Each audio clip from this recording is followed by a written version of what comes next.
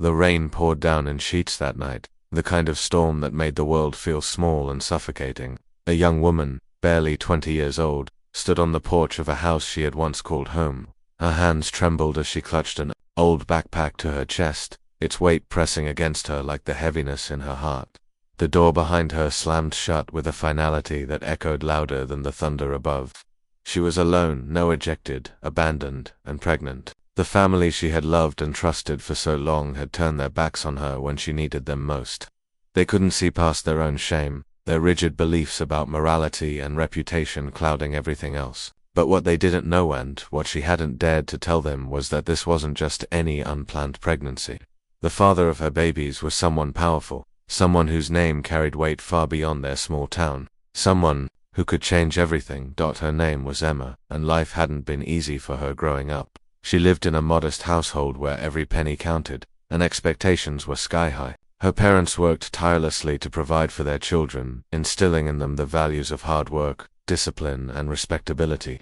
For years, Emma tried her best to live up to those ideals, excelling in school and helping out at home whenever she could. But beneath the surface, there was always a quiet longing for something more, for freedom from the strict boundaries that seemed to close in around her. When she met Daniel, it felt like fate stepping in to offer her a glimpse of another world. He was charming, confident, and unlike anyone she'd ever known. At first he swept her off her feet, making her feel seen and valued in ways she never had before. It wasn't until later that she realized how much danger lay hidden beneath his polished exterior.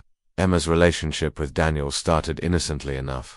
They met at a community event one summer evening, where laughter mingled with the sound of crickets under the stars. She was volunteering at a booth selling homemade crafts to raise funds for the local library, and he approached her with a smile that lit up his entire face.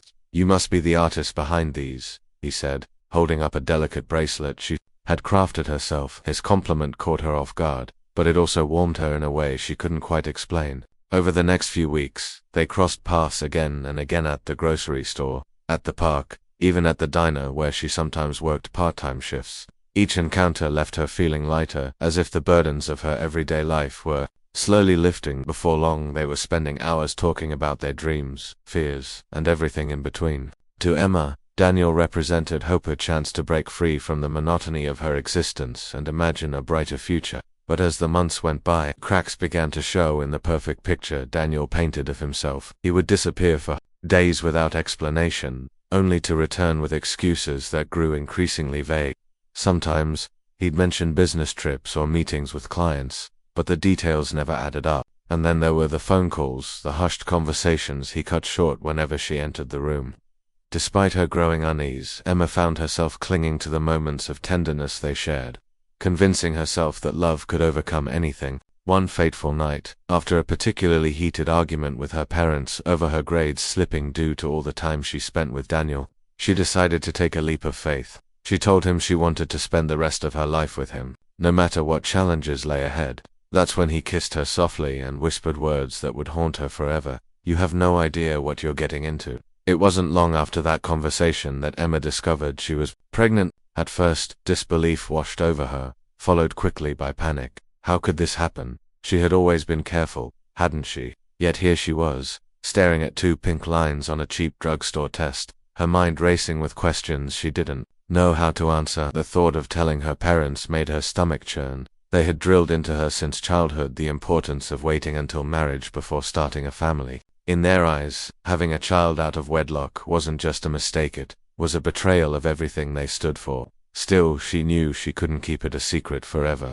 So, one chilly autumn evening, she gathered her courage and sat them down at the kitchen table. Her voice shook as she confessed everything, bracing herself for their reaction. What happened next shattered her completely.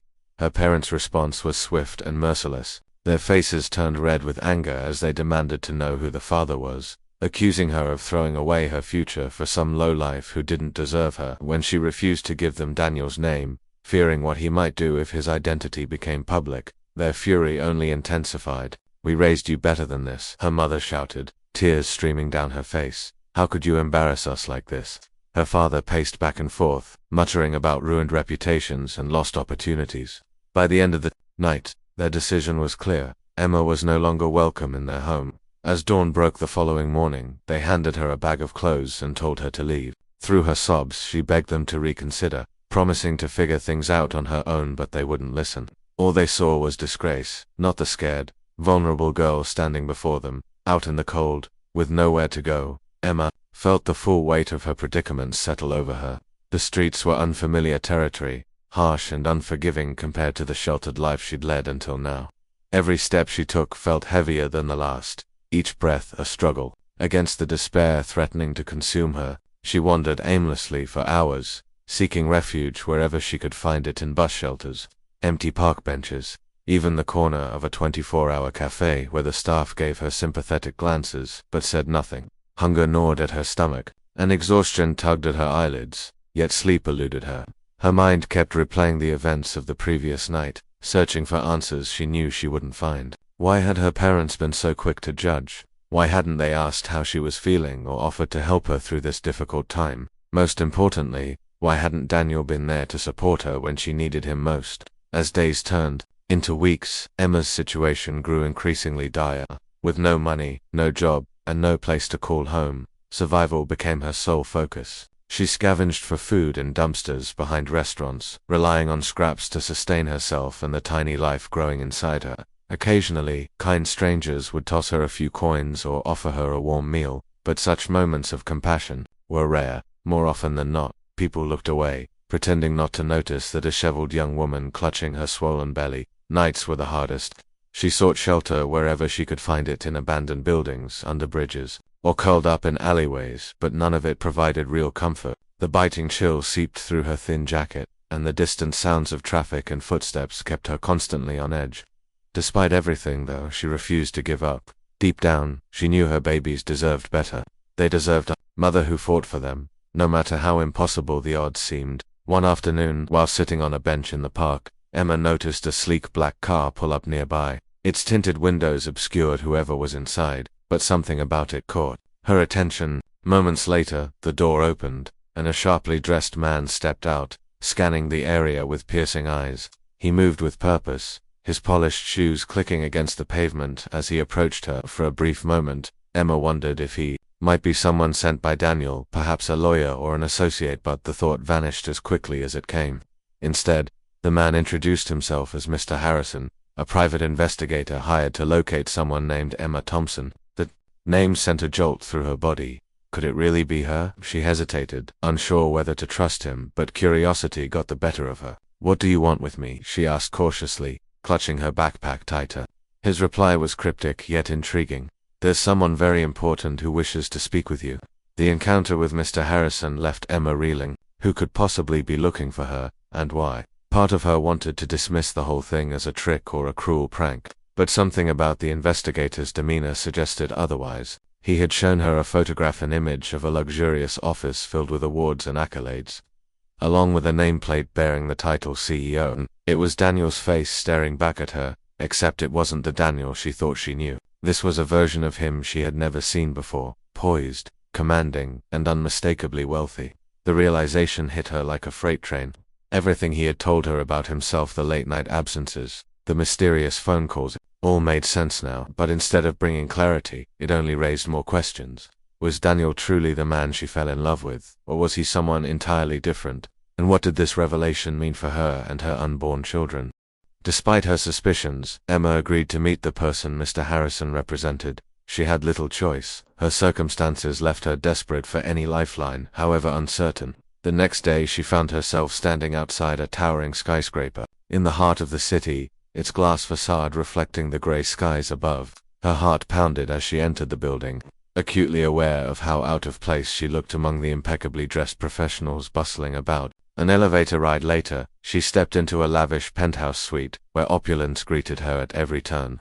Plush carpets muffled her footsteps, and modern art adorned the walls, each piece worth more than she could earn in a lifetime. At the center of it all stood Daniel, or rather, the man she had come to know as Daniel. His expression was unreadable as he gestured for her to sit, his polished exterior masking whatever emotions churned beneath. For the first time, Emma felt truly afraid, not of him, but of the truth he was about to reveal. Daniel's confession unfolded slowly, each word carefully chosen yet heavy with implications. Yes, he admitted, He had lied to her about his identity. His real name wasn't Daniel Carter. It was Alexander Drake III, heir to a multinational corporation and one of the most influential figures in the business world. He explained that his double life had been necessary to protect himself from the constant scrutiny and pressure of his position. "I wanted to be normal, just for a while," he said, his voice tinged with regret. "And then I met you." Emma listened in stunned silence, her mind struggling to reconcile the man before her with the one she had fallen in love with. While his explanation offered some context, it did little to ease the turmoil within her.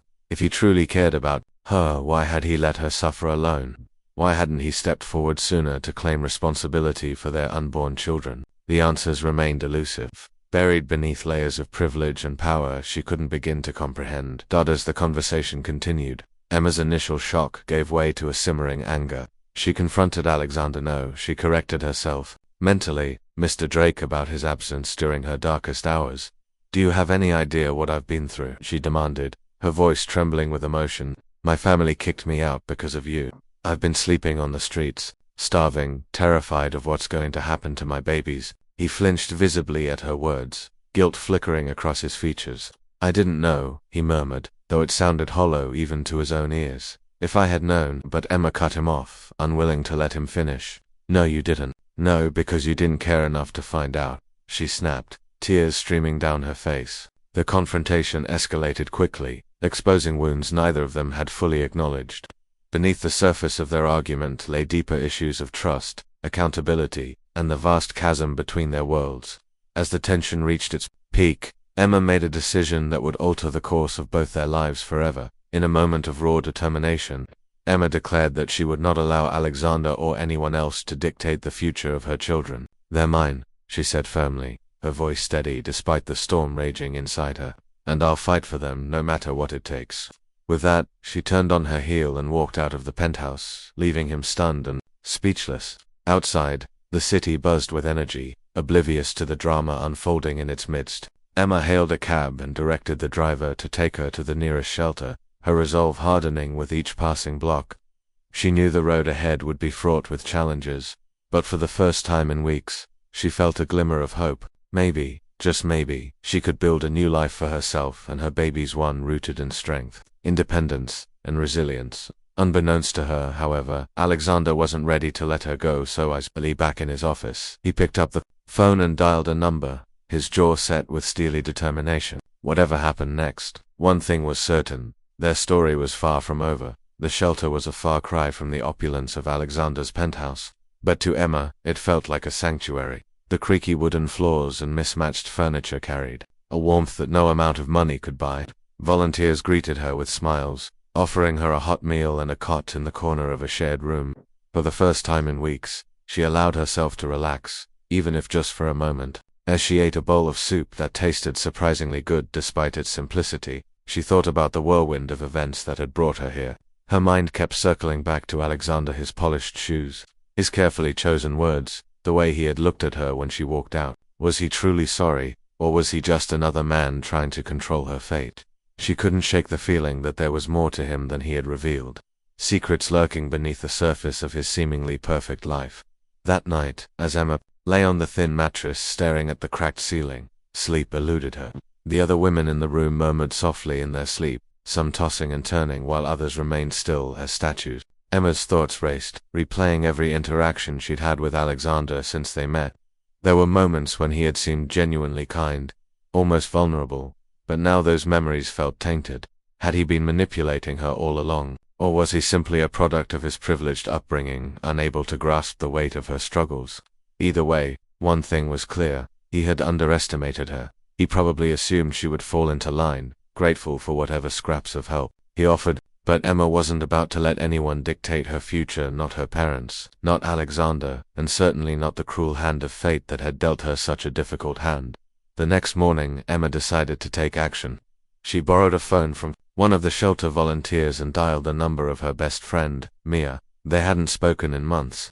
After Emma started dating Alexander, her friendship with Mia had faded into the background. Now she needed someone she could trust. Someone who wouldn't judge her or try to fix her problems for her. When Mia answered, her voice was filled with concern. "Emma, is that you? Are you okay?" Emma hesitated, unsure of how much to reveal, but eventually she spilled everything: the pregnancy, her family's rejection, her encounter with Alexander, and her current situation. Mia listened quietly, only interrupting to ask clarifying questions. By the end of the call, she was furious on Emma's behalf. "You're stronger than all of them," Mia said firmly, "and I'm going to help you figure this out." Mia arrived at the shelter later that day, armed with a duffel bag full of clothes, toiletries, and snacks. She hugged Emma tightly, holding her as if afraid she might disappear. "I can't believe what you've been through," Mia whispered, tears welling up in her eyes. "But we'll get through this together." Over the next few hours, they sat cross-legged on Emma's cot, making plans. Mia suggested reaching out to a local non-profit organization that supported single mothers, explaining that they might be able to provide resources like housing assistance, job training, and childcare. Emma agreed, though part of her worried about drawing too much attention to herself. What if Alexander found out? Would he use his influence to interfere? The thought made her stomach churn, but she pushed it aside. Right now, survival came first. Anything else could wait. As the days passed, Emma began piecing her life back together, one small step at a time. With Mia's encouragement, she attended a support group for pregnant women facing similar challenges. At first, she felt out of place, unsure of how to connect with strangers who seemed so sure of themselves. But gradually, she opened up, sharing snippets of her story and listening to theirs in return. One woman, a teenager named Rosa, reminded Emma of herself, a scared young girl thrust into adulthood before she was ready. Another, an older woman named Linda, became a mentor of sorts, offering practical advice and emotional support whenever Emma needed it. Through these connections, Emma realized she wasn't alone. There were others fighting battles just as tough as hers, and together they formed a fragile but unbreakable bond. Meanwhile, Alexander was wrestling with his own demons. After Emma stormed out of his office, he spent hours pacing the floor, replaying their conversation in his head. He had always prided himself on being in control, on having every detail of his life meticulously planned. Yet here he was, blindsided by emotions he didn't know how to handle. Guilt gnawed at him relentlessly. Why hadn't he checked on her sooner?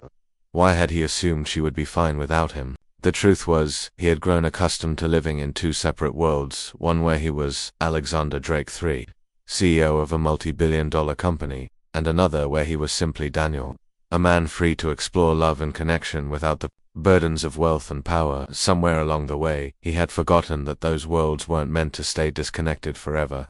Determined to make amends, Alexander reached out to his most trusted advisor, Margaret, a no-nonsense woman who had worked with his family for decades. She listened patiently as he explained the situation, her sharp eyes never wavering from his face. When he finished, she leaned back in her chair, tapping her pen against the desk. "This is quite the mess you've gotten yourself into," she said dryly. "But if you're serious about fixing it, you'll need to do more than apologize. You'll need to prove yourself to her, to your children, and to everyone watching."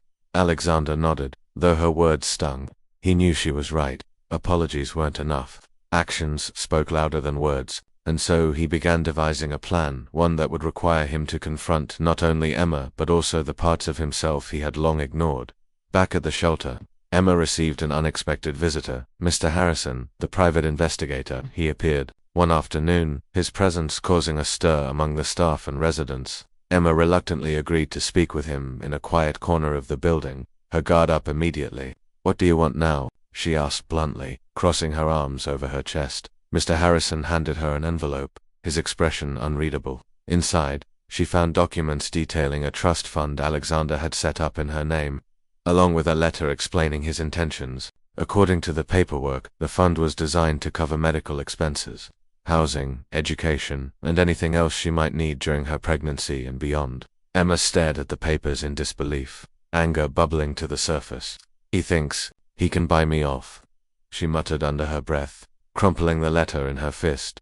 Mr. Harrison held up his hands defensively. "Miss Thompson, please hear me out. Mr. Drake genuinely wants to help. He understands he made mistakes and is trying to rectify them." Emma scoffed, her frustration spilling over. "Help? This isn't help, it's charity. I don't want his money. I want him to leave me alone." Her voice rose with each word, drawing curious glances from nearby residents. Mr. Harrison sighed, clearly unprepared for her reaction. "I'll relay your message," he said finally, tucking the envelope back into his briefcase. But I urge you to reconsider. This could change your life for the better. Emma shook her head, her jaw clenched. My life will change because I make it change, she shot back, not because of him. Despite her outward defiance, Emma couldn't ignore the nagging doubts creeping into her mind. Was she being unfair? Alexander's gesture, however misguided, stemmed from a desire to make things right, or at least, that's what he claimed. Yet accepting his offer felt like surrender, like admitting defeat. She confided in Mia about the encounter, seeking guidance. It's your decision, Mia said gently. But think about it this way. If the money can give you and your babies a better start in life, does it really matter where it comes from? Emma chewed on her lip, weighing the pros and cons.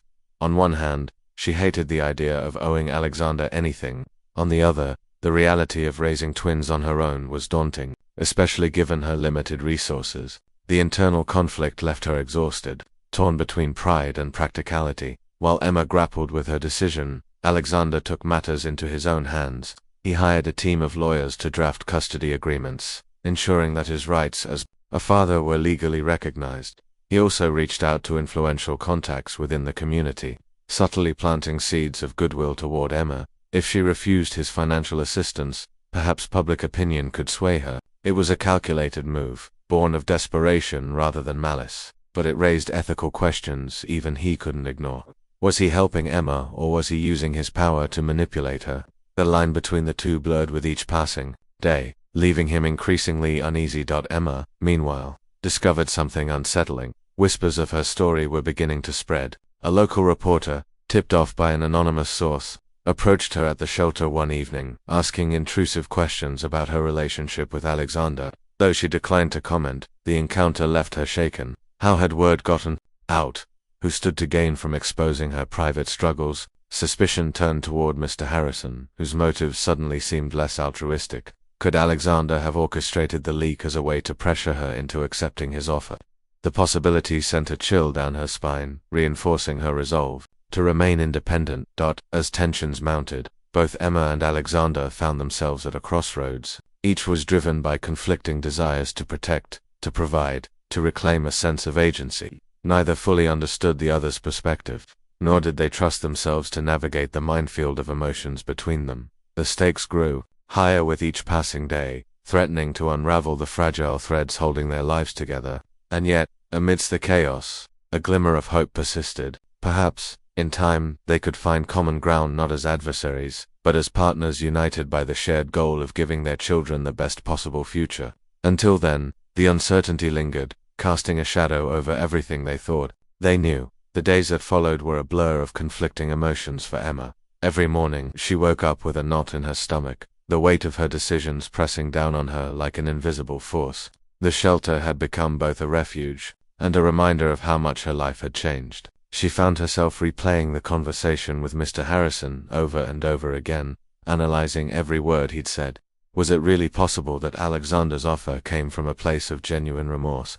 Or was this just another layer of control, disguised as generosity? The uncertainty gnawed at her, making it hard to focus on anything else. Even the support group meetings, which had once provided solace, now felt suffocating. Everyone seemed to have advice or opinions about what she should do, but none of them truly understood the complexity of her situation. Meanwhile, Alexander wrestled with his own version of doubt. He spent hours locked in his office, staring out at the city's skyline while trying to reconcile the man he wanted to be with, the one he'd always been. His advisors urged him to take a more aggressive approach, hire a PR team, secure legal leverage, ensure Emma couldn't walk away entirely, but something inside him resisted. Deep down, he knew that using intimidation or manipulation would only push her further away. Yet the fear of losing his children altogether paralyzed him. What if Emma decided to disappear completely, taking the twins somewhere he could never reach them? The thought was unbearable, a nightmare he couldn't shake, no matter how hard he tried. For the first time in his life, Alexander felt powerless, and it terrified him. Emma's suspicions about the media leak only deepened when she noticed a reporter lingering outside the shelter. At first, she dismissed it as coincidence, but when the same face appeared 2 days in a row, her paranoia grew. She confronted Mia about it during one of their late-night talks. "Do you think Alexander is behind this?" she asked, her voice barely above a whisper. Mia hesitated before answering, clearly torn between loyalty and honesty. "I don't know, she admitted finally. "But if I were him, I'd want to keep tabs on you too." The implication hung heavy in the air between them. Emma knew Mia wasn't accusing her of anything, she was simply pointing out the reality of Alexander's influence. Still, the idea that she might be under surveillance made her skin crawl. It wasn't just her privacy at stake, it was her freedom. Determined to regain some semblance of control, Emma began researching her options. With Mia's help, she contacted a lawyer specializing in family law, hoping to understand her rights. As a single mother, the consultation left her overwhelmed but informed. According to the attorney, Alexander's trust fund didn't obligate her to accept it, nor did it give him automatic custody rights. However, if he pursued legal action, things could get messy and expensive. The lawyer advised her to document everything: interactions with Alexander, attempts by reporters to contact her, even the smallest details of her daily life. "You need to protect yourself," the lawyer said firmly, "and your babies." The words resonated deeply, reinforcing Emma's determination to stay independent, no matter the cost. Back in his penthouse, Alexander faced mounting pressure from unexpected quarters. His board of directors, unaware of his personal drama, demanded answers about rumors swirling around the company. Investors were nervous, stock prices were fluctuating, and whispers of scandal threatened to tarnish the Drake name. Margaret, ever the pragmatist, urged him to address the issue head-on. "You can't afford to let this drag on," she warned. "The longer it goes unresolved, the worse it will look for you and for the business." Alexander nodded absently, though his mind was elsewhere. How could he explain the truth without exposing Emma and their unborn children to even more scrutiny? There had to be a way to salvage the situation without compromising anyone's dignity, but the solution eluded him. As tensions escalated, a subplot emerged involving Rosa, the teenager from Emma's support group. Rosa confided in Emma one evening, revealing that her own baby's father, a high school dropout with a history of violence, was threatening to sue for custody. "He doesn't care about the baby," Rosa sobbed. "He just wants leverage over me." Emma listened intently, recognizing echoes of her own fears in Rosa's story. Together, they brainstormed ways to protect Rosa's rights, enlisting the help of the non-profit organization Mia had recommended. Through this process, Emma realized that her struggle wasn't unique. Countless women faced similar battles every day, often without the resources or support they needed. The realization strengthened her resolve not only to fight for herself, but also to advocate for others in vulnerable situations. Despite her growing confidence, Emma couldn't ignore the toll the conflict was taking on her mental health. Sleepless nights became the norm, and her appetite dwindled to almost nothing. The stress of balancing her pregnancy, legal concerns, and public attention left her physically and emotionally drained. One afternoon, during a routine checkup, her doctor expressed concern about her elevated blood pressure and suggested she consider therapy. Reluctantly, Emma agreed, knowing she couldn't afford to jeopardize her baby's well-being. Her first session proved cathartic, allowing her to unpack years of buried emotions, from the shame of her parents' rejection to the betrayal she felt at Alexander's hands. Slowly, she began to see a path forward, one rooted in self-empowerment rather than external validation. Alexander, too, sought guidance. Though his methods differed vastly from Emma's, he turned to his father, a stern man who had always valued reputation above all else. To his surprise, his father listened without judgment, offering wisdom gleaned from decades of navigating corporate politics. "Sometimes," he said gruffly, "the hardest thing to do is let go of control. But if you truly love those children and their mother, you'll find a way to earn their trust instead of demanding it." The word struck a chord, forcing Alexander to confront the flaws in his approach. Perhaps his relentless pursuit of perfection had blinded him to the most important aspects of life: connection, vulnerability, and unconditional love. Unbeknownst to either of them, a new player entered the scene, a rival CEO named Victor Langston, whose company had long been a thorn in Alexander's side. Victor caught wind of the unfolding drama and saw an opportunity to strike. Using his connections in the media, he began planting stories designed to discredit Alexander and destabilize his empire. The attacks were subtle at first, cloaked in innuendo and half-truths, but their impact was undeniable. Alexander's team scrambled to contain the damage, but the leaks kept coming, each one more damaging than the last. It soon became clear that this wasn't just about Emma anymore, it was about power, pride, and survival. Caught in the crossfire, Emma found herself questioning whether she had underestimated the scope of Alexander's world. If Victor's interference was any indication, The stakes extended far beyond her immediate circumstances. She began piecing together fragments of information, relying on Mia and members of the support group to fill in the gaps. The more she learned, the more she realized how little she actually knew about Alexander or the forces aligned against him. Was she merely collateral damage in a larger game, or did she hold the key to tipping the balance in someone's favor? The question haunted her, adding another layer of complexity to an already overwhelming situation. As winter approached, the tension reached a fever pitch. Emma received a formal letter from Alexander's legal team, outlining proposed terms for co-parenting. The document was thorough, detailing everything from visitation schedules to financial responsibilities. On paper, it seemed fair, even generous, but Emma couldn't shake the feeling that signing it would mean surrendering a piece of herself. She shared her concerns with Linda, the older woman from the support group, who offered a perspective she hadn't considered. Sometimes fairness isn't enough, Linda said gently. You have to ask yourself, does this agreement align with the future you envision for your family? The question lingered in Emma's mind, challenging her to dig deeper and define what truly mattered to her. In the midst of it all, Alexander made a bold move. He arranged a private meeting with Emma through Margaret, insisting it was the only way to clear the air. Emma hesitated, unsure whether to trust his intentions, but curiosity and desperation won out. They met at a quiet cafe downtown, seated across from each other in tense silence. For the first time, Alexander looked less like the polished executive and more like the man Emma had fallen in love with. His eyes were red-rimmed, his tie slightly askew, and his voice carried a raw vulnerability she hadn't heard before. I messed up, he admitted quietly. I hurt you in ways I can never undo, but I want to make it right for our kids, and maybe, for us. His words hung in the air, unanswered. As Emma wrestled with her emotions, could she forgive him? Should she? Before she could respond, a commotion erupted outside, drawing their attention to the chaos unfolding beyond the cafe windows. Whatever resolution they might have found remained tantalizingly out of reach, leaving the future uncertain and fraught with possibility. The commotion outside the cafe turned out to be a protest, organized by one of Victor Langston's activist groups, their banners accusing Alexander's company of unethical practices. The timing couldn't have been worse or more suspicious.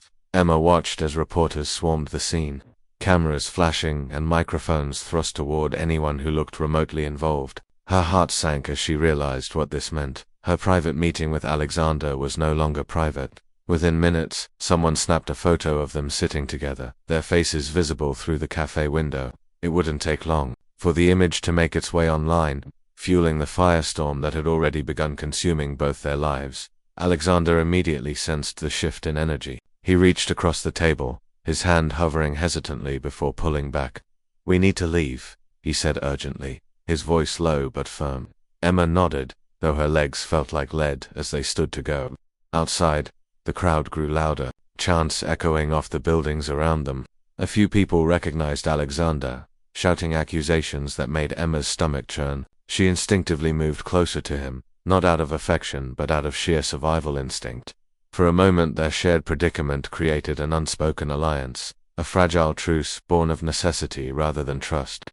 They slipped out through a side door, disappearing into the labyrinth of alleys behind the cafe, but the damage was done. By the time they reached safety, social media was ablaze with speculation about their reunion and the implications for Emma's future. Back at the shelter, Emma tried to process what had happened. The encounter with Alexander had left her shaken, not because of the protesters or the photographers, but because of the raw emotion she'd seen in his eyes. For the first time, she glimpsed the man beneath the polished exterior, the man who seemed genuinely terrified of losing everything, including her. Yet that glimpse wasn't enough to erase months of pain and mistrust. As she paced the small room she called home, her mind raced with questions. Had Victor orchestrated the protest to sabotage their meeting? Was this part of a larger plan too? Destroy Alexander and by extension, her? Or was she overthinking things, letting paranoia cloud her judgment? Meanwhile, Alexander returned to his office, seething with frustration. Margaret greeted him with a grim expression, holding up her phone to show him the viral photo. This is bad, she said bluntly. Really bad. He didn't need her to elaborate. The comment section told the story. Some praised him for stepping up as a father, while others condemned him for exploiting Emma's vulnerability. The narrative spiraled out of control, twisting facts into sensationalized headlines. Worst of all, Victor's name appeared repeatedly in connection with The protest, confirming Alexander's worst fears. His rival wasn't just targeting his business, he was targeting his personal life, using Emma and their unborn children as pawns in a high-stakes game of corporate warfare. Emma's anxiety reached new heights when she received a call from her lawyer. The custody agreement Alexander had proposed was now under scrutiny, thanks to the media frenzy. Reporters were digging into every detail, scrutinizing whether the terms favored Emma fairly or if they amounted to coercion. Even worse, Victor's team had filed a formal complaint alleging that Alexander's actions constituted harassment. The legal battle Emma had hoped to avoid was quickly becoming inevitably and infinitely more complicated. "You need to prepare yourself," her lawyer warned. "This is going to get messy." As the days passed, Emma found it harder to focus on anything else. Every knock on the shelter door sent her pulse racing, convinced it was another reporter, or worse, someone working for Victor. She started carrying a notebook with her everywhere, jotting down notes about every interaction she had, just as her lawyer advised. The habit gave her a sense of control, however fleeting, but it also highlighted how isolated she felt. Mia visited less frequently, citing work commitments, and even the support group meetings offered little comfort. Everyone seemed to know about her situation now, their sympathetic smiles tinged with pity. Emma hated feeling like a spectacle, like her life was being dissected for public consumption. Alexander, too, was unraveling. The pressure from his board of directors mounted daily, forcing him to choose between salvaging his reputation and protecting his family. Margaret urged him to issue a public statement, framing the situation as a personal matter separate from his professional life. But Alexander resisted, knowing any attempt to spin the narrative would only make things worse. Instead, he doubled down on his efforts to reach Emma directly, sending messages through intermediaries and even showing up unannounced at the non-profit where she volunteered. Each time, she refused to see him, her resolve hardening with every rejection. "He's trying to wear you down," Mia warned when Emma confided in her. "Don't let him." But Alexander wasn't the only one pursuing. Emma Victor's involvement became increasingly apparent as strange incidents began occurring around the shelter. Anonymous tips led to health inspections, resulting in temporary closures. Donations dried up unexpectedly, leaving the staff scrambling to cover basic expenses. One night, Emma discovered graffiti scrawled on the building's outer wall. "Liar." The message chilled her to the bone, not because of its content but because of what it implied. Someone was watching her, studying her movements, waiting for the right moment to strike. The breaking point came during a routine prenatal appointment. Emma arrived at the clinic to find a group of protesters gathered outside, holding signs that read "Protect our community" and "No corporate bullies." At first, she thought they were there for someone else, but their chants grew louder as she approached the entrance. "That's her," one shouted, pointing directly at her. Panic surged through her veins as she realized they knew who she was and why she was there. Clinic staff ushered her inside quickly, locking the doors behind them, but the damage was done. Sitting in the exam room, clutching her belly protectively, Emma felt a surge of anger unlike anything she'd ever experienced. This wasn't just about Alexander anymore. This was about power, manipulation, and the lengths people would go to destroy each other.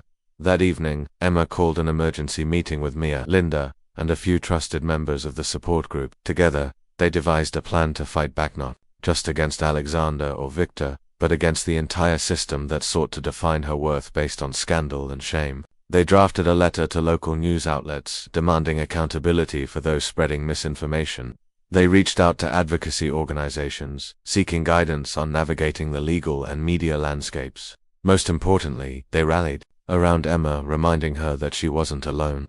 "You're stronger than all of them combined," Linda said firmly, "and we've got your back." Unbeknownst to Emma, Alexander was making moves of his own. Frustrated by his inability to connect with her, he turned to Rosa, the teenager from the support group. Using his resources, he tracked her down and offered financial assistance in exchange for information about Emma's whereabouts and activities. Rosa, desperate and naive, agreed, but guilt gnawed at her almost immediately. When she confided in Emma during their next meeting, tears streaming down her face, Emma felt a mix of betrayal and compassion. "You didn't know," she assured Rosa gently, "but you need to understand, this isn't just about me, it's about all of us. We can't let them divide us." The final piece of the puzzle fell into place when Emma received a package containing documents detailing Victor's plans to acquire Alexander's company. The information came anonymously, accompanied by a note, "Expose the truth." Emma stared at the papers, her mind racing. Whoever sent them clearly wanted her to use the information as leverage, but against whom? And at what cost? The weight of the decision bore down on her, heavier than ever before. She knew she couldn't make this choice alone. As the clock ticked closer to her due date, the tension reached a fever pitch. Emma stood at a crossroads, surrounded by allies and adversaries alike. Alexander continued his relentless pursuit, Victor tightened his grip, and the world watched with bated breath. Everything hinged on what Emma would do next, and the stakes had never been higher. The anonymous package containing Victor's plans sat on Emma's cot like a ticking time bomb. She stared at it for hours, her mind racing with possibilities. If she exposed the documents, it could dismantle Victor's scheme and potentially save Alexander's company, but at what cost to herself? Would she be dragged further into that war, becoming collateral damage in a battle that wasn't truly hers? Or worse, would revealing the information make her look complicit, as though she'd chosen sides? Her hands trembled as she flipped through the pages again, each line of text confirming just how ruthless Victor was willing to be. The weight of responsibility pressed down on her chest, making it hard to breathe. Just as she was about to tuck the documents away, another knock came at the shelter door. This time it wasn't a reporter or an activist, it was Mr. Harrison, his face unusually pale. He glanced over his shoulder before stepping inside, clearly uneasy. "Miss Thompson," he began, his voice low and urgent, "there's something you need to know." His words sent a jolt through her. Over the past few months, Mr. Harrison had been nothing more than Alexander's messenger. But now he seemed different, almost human. Without waiting for her permission, he handed her a flash drive. "This contains evidence of threats made against you and your children," he said quietly. "It's from Alexander's security team. They intercepted communications suggesting someone close to you might not have your best interests at heart." Emma froze, her blood running cold. Someone close to her. Her mind immediately jumped to Mia, who had been her rock throughout this ordeal, but surely not. Then there was Rosa, the teenager whose vulnerability had led her to accept Alexander's offer of money. Could Rosa have betrayed her again? Or was this paranoia talking, twisting every relationship into suspicion? Whatever the truth, one thing was certain. Whoever wanted to hurt her knew enough about her life to strike where it would hurt most. "What do you expect me to do with this?" she asked, clutching the flash drive tightly. Mr. Harrison hesitated, then leaned in closer. "Use it wisely," he murmured. "And remember, not everyone is who they seem." Before Emma could process what had just happened, chaos erupted outside once more. Sirens wailed in the distance, growing louder with each passing second. Volunteers rushed to close the shelters, windows, and lock the doors, their faces etched with panic. A news alert blared on the television mounted in the corner of the room. A fire had broken out at the non-profit organization where Emma volunteered. Flames engulfed the building, sending plumes of smoke spiraling into the night sky. No injuries were reported, but the timing couldn't have been more suspicious. Emma's stomach churned as she realized the implications. Whoever was behind these attacks wasn't just targeting her, they were systematically dismantling the support system she relied on. In the days that followed, Emma found herself increasingly isolated. The non-profit's destruction left her without access to critical resources, while the shelter struggled to recover from its own setbacks. Even Linda, her mentor and confidant, had gone quiet after receiving ominous messages warning her to stay out of Emma's affairs. Fear crept into every corner of Emma's life, shadowing even the simplest interactions. She began questioning everyone around her, including Mia, whose frequent absences suddenly felt deliberate rather than coincidental. Was she imagining things? Or was there really a traitor in her midst? Alexander, meanwhile, faced mounting pressure from all sides. Victor's campaign against him intensified, fueled by leaks that painted him as a manipulative predator preying on vulnerable women. Protesters gathered outside his corporate headquarters daily, their chants echoing through the glass. Lobby employees whispered nervously in hallways, unsure whether their jobs were secure. To make matters worse, his board of directors issued an ultimatum: resolve the scandal within the week or step down as CEO. For the first time, Alexander considered walking away from everything, the empire, the power, the legacy his family had built, but doing so would mean abandoning his children and Emma to face the fallout alone. Desperate for answers, Emma decided to confront Rosa directly. She tracked her down at a community center where she often spent time, her heart pounding with a mix of anger and dread. When Rosa saw her approaching, guilt flashed across her face. "I'm sorry," she blurted, before Emma could say a word. "I didn't mean for any of this to happen." Emma's jaw tightened. Then tell me the truth, she demanded, her voice steady despite the storm raging inside her. Rosa hesitated, tears welling up in her eyes. Finally, she admitted that Alexander hadn't been the only one offering her money. Victor's people had approached her too, promising financial support if she fed them information about Emma's movements and routines. I didn't think they'd actually hurt you, Rosa sobbed. I swear I didn't know. Emma listened in stunned silence, her mind reeling. So Victor had been playing both ends against the middle, using Rosa as a pawn in his larger game. But why go to such lengths? What did he stand to gain beyond crushing Alexander's company? The answer hit her like a freight train. Control. If Victor succeeded in destroying Alexander, he wouldn't just acquire his rival's asset, send a message to anyone else who dared cross him. And Emma, pregnant and vulnerable, was the perfect weapon in his arsenal. Determined to turn the tables, Emma reached out to Margaret, surprising even herself. Despite their strained history, she knew Margaret was one of the few people who understood the scope of the conflict, and who might still be loyal to Alexander. Their meeting took place in a dimly lit diner on the outskirts of town, far from prying eyes. Margaret listened intently as Emma laid out her plan, her sharp gaze never wavering. When Emma finished speaking, Margaret leaned back in her seat, tapping her pen against the table. You realize this could destroy you, she said bluntly. Emma nodded, her resolve unwavering. Maybe, she replied, but it's better than letting them destroy me first. With Margaret's reluctant blessing, Emma set her plan in motion. Using the flash drive and the documents Victor had unknowingly sent her way, she crafted a counteroffensive designed to expose the truth, not just about Victor's schemes, but about the systemic exploitation of vulnerable women caught in the crossfire of corporate greed. She enlisted the help of trusted allies, including members of the support group and a few brave journalists unwilling to bow to intimidation.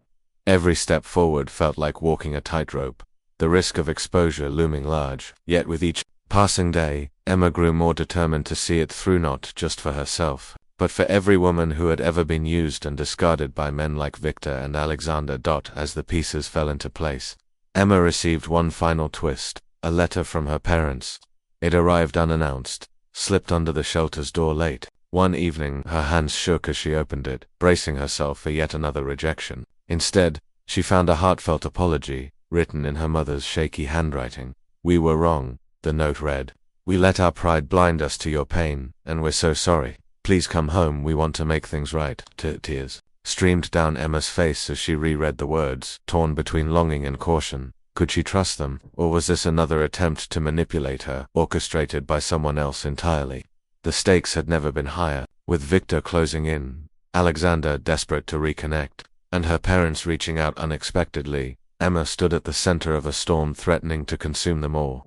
Every decision she made carried consequences far beyond her immediate world, shaping not only her future but the lives of her unborn children. As dawn broke on the day she planned to reveal the truth, Emma took a deep breath, steeling herself for what lay ahead. Whatever happened next, one thing was clear: she was done being a victim. The morning of the reveal dawned cold and gray, the kind of weather that mirrored the weight pressing on Emma's shoulders. She stood in front of a small crowd gathered at the community center, her heart pounding so loudly she was sure everyone could hear it. Journalists, activists, and members of the support group filled the room, their eyes fixed on her as she stepped up to the podium. Beside her sat Margaret, stoic and unwavering, while Mia and Linda flanked her like sentinels, ready to shield her from whatever might come next. This was it, the moment she had been building toward for weeks. Every choice, every sacrifice, led to this. Emma began by recounting her story, laying bare the struggles she had faced since learning about her pregnancy. Her voice wavered at times but never broke, even when describing the night her parents kicked her out or the relentless pressure from Alexander and Victor. The audience listened in stunned silence, some nodding in understanding, others visibly moved to tears. When she reached the part about Victor's threats and manipulations, she paused, letting the gravity of his actions sink in. Then, with a steady hand, she plugged the flash drive into a laptop connected to a projector screen. Files appeared one by one: emails, recorded calls, financial transactions, all damning evidence of Victor's campaign to destroy not just Alexander, but anyone who stood in his way. Gasps rippled through the room as the truth came into sharp focus. Victor's name trended online within minutes, his carefully constructed image crumbling under the weight of public outrage. Reporters scrambled to verify the documents, but there was no denying their authenticity. Calls for investigations flooded social media, and soon enough, law enforcement agencies were involved. For once, the spotlight wasn't on Emma, it was squarely on Victor, exposing him as the architect of chaos he truly was. As the news spread, Alexander's company began to stabilize, its stock prices inching back up after days of turmoil. Yet despite the victory, Emma felt no sense of triumph. This wasn't about winning, it was about survival. But just as the dust seemed to settle, an unexpected twist sent shockwaves through the room. A journalist in the back raised her hand hesitantly, holding up a phone with breaking news flashing. Across the screen, "It's about Alexander," she said, her voice trembling. Emma's stomach dropped as she read the headline. Drake Industries CEO steps down amid scandal. Her knees nearly buckled, but Mia caught her arm, steadying her. It turned out that Alexander had preemptively resigned, issuing a public statement, taking full responsibility for his role in the drama. He admitted to lying about his identity, acknowledged the harm he'd caused, and pledged to dedicate himself to rebuilding trust not just with Emma, but with everyone affected by his actions. The move stunned everyone, including Margaret, who looked as though she'd been struck. Emma didn't know how to feel. Relief warred with anger, gratitude with betrayal. Part of her wanted to dismiss his gesture as too little, too late, but another part couldn't deny the courage it must have taken to step away from everything he had ever known. Still reeling, she excused herself from the room, needing space to process what had happened. Outside, the air was crisp, carrying the faint scent of rain. She walked aimlessly until she found herself standing in front of the park where she and Alexander had first met. Memories washed over her, bittersweet and achingly familiar. She wasn't sure how long she stood there before a familiar voice broke the silence. "Emma." She turned to see Alexander approaching, his usual polish replaced by something raw and unguarded. His tie was loose, his hair disheveled, and his eyes bore the weight of sleepless nights. For a moment, neither of them spoke. Finally, he took a step closer, stopping just short of invading her personal space. "I meant what I said in my statement," he began, his voice rough with emotion. "I'm done hiding behind titles and excuses. If you'll let me, I want to be part of our children's lives, not because I have to, but because I want to." Emma stared at him, searching his face for any trace of insincerity. What she found instead was vulnerability, a man stripped of all defenses and offering himself as honestly as he knew how, before she could respond. Another figure emerged from the shadows, her mother. Emma froze, her breath catching in her throat. Her mother looked older, wearier, but her expression was soft, filled with regret. "We came as soon as we heard," she said softly, glancing between Emma and Alexander. Behind her stood her father, his hat clutched nervously in his hands. They hadn't come alone. Rosa and a few other women from the support group trailed behind them, their presence a quiet show of solidarity. It was overwhelming, almost too much to take in. Emma felt tears welling up, blurring her vision. All she could do was nod, unable to form words. In the days that followed, life began to shift in ways Emma hadn't anticipated. Victor's empire crumbled under the weight of legal battles, leaving him disgraced and powerless. Alexander kept his promise, stepping back from corporate life to focus on co-parenting and making amends. He rented a modest apartment near the shelter, immersing himself in the realities of Emma's world rather than expecting her to adapt to his.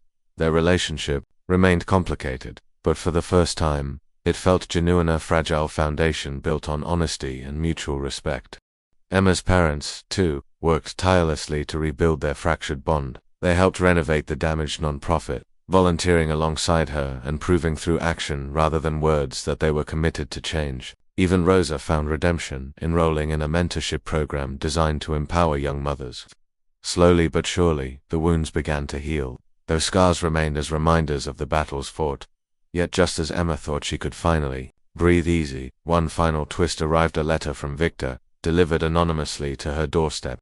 Inside was a single sentence scrawled in jagged handwriting. "This isn't over." The letter from Victor sat on Emma's kitchen table like a dark cloud, its ominous message taunting her. She stared at it for hours, her mind racing with possibilities. Was this just another empty threat, or did he still have the means to cause harm? Despite everything, his fall from power, the legal charges mounting against him, Victor had always been a man who thrived in chaos. The idea that he might find a way to disrupt her fragile peace terrified her. But as she held the twins, their tiny faces peaceful in sleep, she realized something important. Fear couldn't control her anymore. She had faced too much, fought too hard, to let anyone or anything take that away from her. Alexander noticed the change in her demeanor almost immediately. When he arrived later that evening, bringing groceries and a bouquet of wildflowers, he found her sitting by the window, the letter clutched tightly in her hand. "What is it?" he asked gently. Setting the bags down, Emma hesitated before handing it over,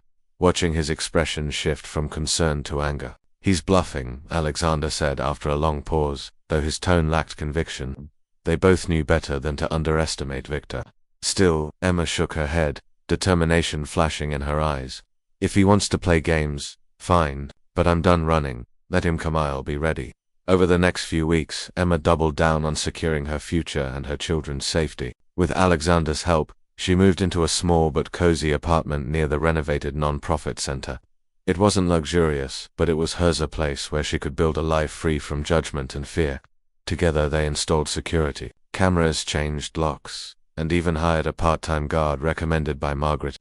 Though Alexander insisted on covering the costs, Emma made it clear that this arrangement was temporary. "You're helping me stand on my own 2 feet," she told him firmly, "not propping me up forever." He nodded, respecting her boundaries while quietly vowing to protect her no matter what. Meanwhile, the support group became more than just a weekly meeting. It evolved into a tight-knit community determined to uplift one another. Linda spearheaded initiatives to provide affordable childcare and job training programs, ensuring that women like Rosa and Emma had the tools they needed to succeed. Mia, who had proven herself trustworthy despite Emma's earlier doubts, took charge of fundraising efforts, rallying local businesses to contribute resources. Even Emma's parents joined in, volunteering their time and skills to renovate parts of the center damaged during the protests. Seeing them work side by side with people they once dismissed as different filled Emma with a quiet pride.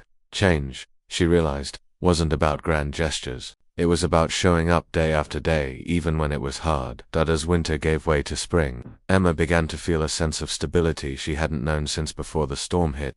Her twins Leela and Noah grew stronger each day, their laughter filling the apartment with light. Alexander visited regularly, not as an intruder but as someone who genuinely cared about their well-being. Their relationship remained cautious, built on mutual respect rather than romance, but it worked for now.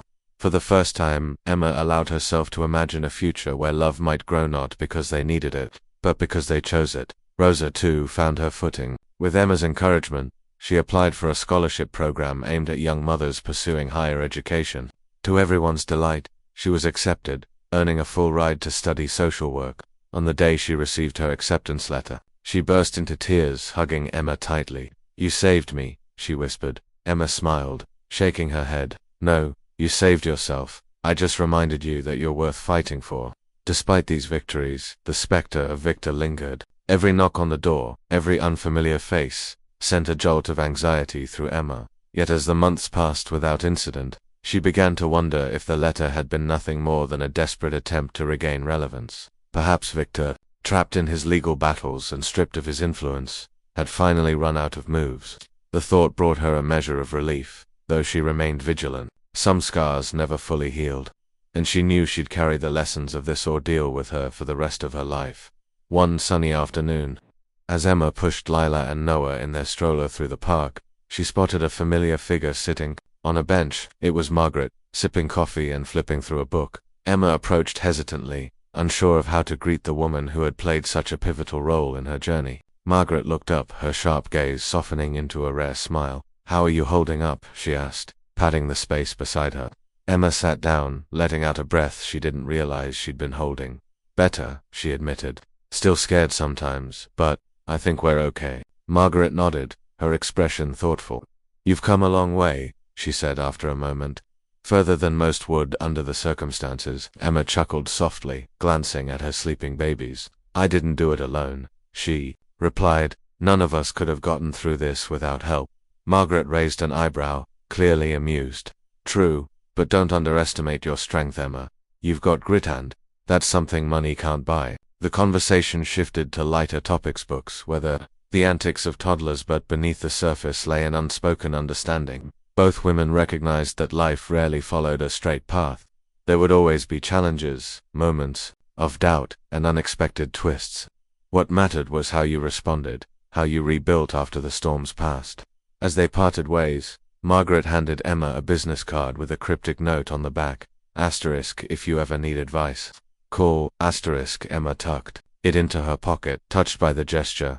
By summer, Emma felt ready to take on new challenges. She enrolled in a nursing program offered by the non-profit center, inspired by the caregivers who had supported her during her pregnancy. Balancing coursework with motherhood wasn't easy, but she embraced the struggle, knowing it would lead to something meaningful. Alexander cheered her on from the sidelines, attending recitals and volunteering at the center whenever he could. Their co-parenting dynamic continued to evolve, marked by open communication and shared responsibilities. While they weren't romantically involved, their bond deepened, rooted in a shared commitment to raising happy, healthy children. Even her relationship with her parents transformed in ways she hadn't anticipated. Over dinners and family outings, they began to see each other not as adversaries but as allies. Her father, once rigid and unyielding, surprised her by babysitting the twins so she could study for exams. Her mother, whose pride had once blinded her to Emma's pain, became her biggest cheerleader, encouraging her to pursue her dreams without apology. These small acts of kindness, repeated over time, mended the fractures in their relationship, creating a foundation stronger than before. And then, one crisp autumn morning,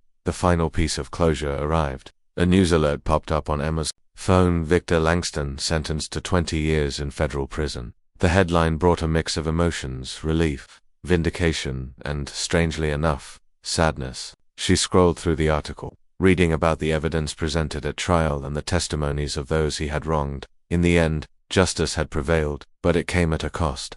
Too many lives had been shattered, too many wounds left to heal still. Emma allowed herself a moment of quiet triumph. He wouldn't hurt anyone else, not for a very long time. That evening, Emma gathered her closest friends and family for a simple celebration. They ate pizza, laughed until their sides hurt, and marveled at how far they'd all come. As the twins gurgled happily in their high chairs, Emma stood up, raising a glass of sparkling cider. 2 second chances, she said, her voice steady. And to the people who remind us we're stronger than we think. Everyone clinked glasses, cheers echoing through the room. As the night wound down, Emma stepped outside to breathe in the cool air. The stars twinkled above, bright and endless, reminding her of the infinite possibilities ahead. Life hadn't turned out the way she'd planned, not even close, but maybe that was the point. Maybe the beauty lay in the detours, the lessons learned along the way. She smiled to herself, feeling a surge of gratitude for the messy, imperfect journey that had brought her here. Inside, Alexander watched her from the doorway, his heart swelling with admiration. He didn't need words to know she was going to be okay. And for the first time in a long time, so was he.